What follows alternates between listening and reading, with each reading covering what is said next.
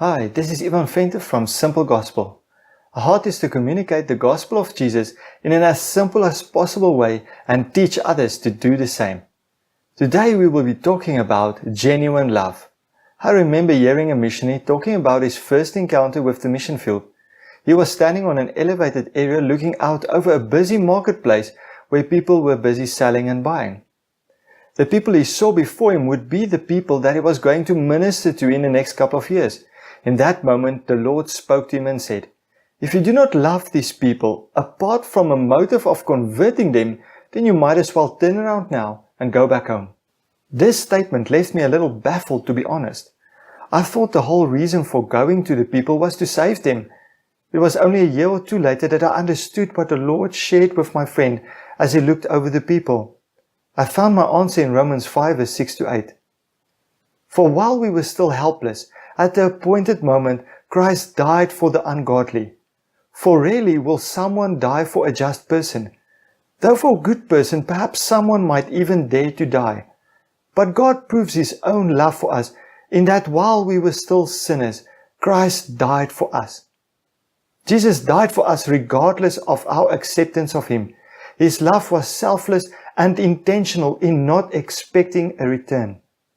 Further on in Romans, Paul talks about our love being genuine and not filled with hypocrisy. In other words, not filled with motives but pure. I come across many people that with sadness and frustration tell me about how they reached out to people only to be disappointed when these people returned their love with hatred or disregard.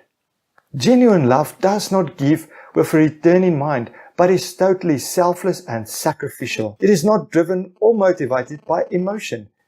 This love can only be found in Jesus, and we see it when Jesus talks about loving our enemies in Matthew 5 verse 44.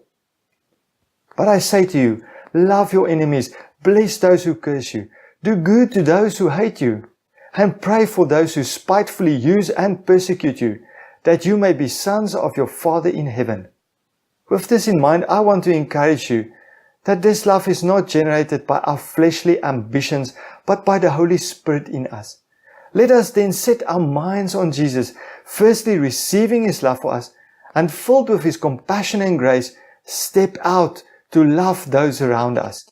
I heard someone once said, if you have trouble reaching out, there's a love problem. Step back for a moment and get into the love of Jesus, and you will soon view the world around you through different eyes. Today we've been talking about genuine love, giving without a motive of receiving something in return. I want to encourage you to actively seek out opportunities by the leading of the Holy Spirit to demonstrate acts of love without seeking a certain response. This will liberate you because you're not going by seeking something in return, but you're just giving from the love of Jesus that was given to you. This will greatly and richly bless you in all that you do.